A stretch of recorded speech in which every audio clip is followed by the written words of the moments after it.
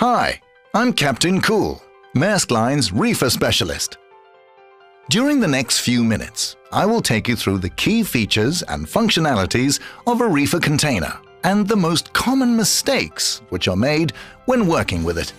Before we begin, let me just explain why reefer knowledge is valuable knowledge. The reefer business is one of the fastest growing areas in the shipping industry, and Maersk Line is currently the market leader. Oh, and it's a $4 billion business, so you can imagine that it's an important area for us and our customers. So let's get on with it. This is a standard Maersk Line reefer container. On the front of the reefer, two of the most important components are the cooling engine and, of course, the power cable. Air inside the reefer unit is circulated by two fans and is pushed downwards.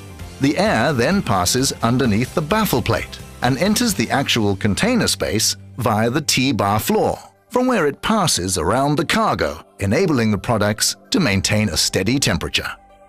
Afterwards, air is pushed by propellers through the cooling engine once again, and the process repeats, so that air is continually circulated through the container. Some respiring commodities such as fruits and plants need additional fresh air, but for most other commodities, reusing the inner air is enough. So, as you can imagine, proper airflow is really important.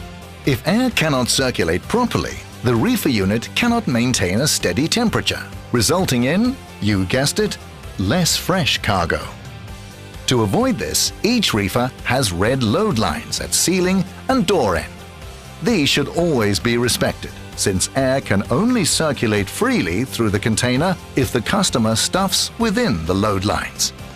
Customers must also cover the entire container floor with cargo or other objects. This supports even airflow through the container, and if it isn't done, the cooler air will only reach some of the cargo, and very little will pass through the boxes as intended. As a result, some cargo is cooled, and other cargo will go. In addition to temperature control, air exchange, and air circulation, there is another factor to be very aware of when handling a reefer: water, moisture, and condensation inside the container.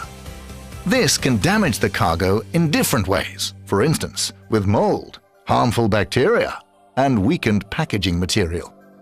To avoid this, Maersk Line always ensures that a reefer is clean, dry, and in good condition when it is issued to a customer. Customers should also ensure that the reefer is completely dry and clean before using it, and the same goes for pallets. Further, it is important that the container is not pre-cooled. If it is, the cold air will meet the warmer ambient air when the container doors are open, and condensation will quickly build up. In case a reefer does contain moisture or condensation, the evaporator will remove it. However, this uses energy, which reduces the overall cooling capacity.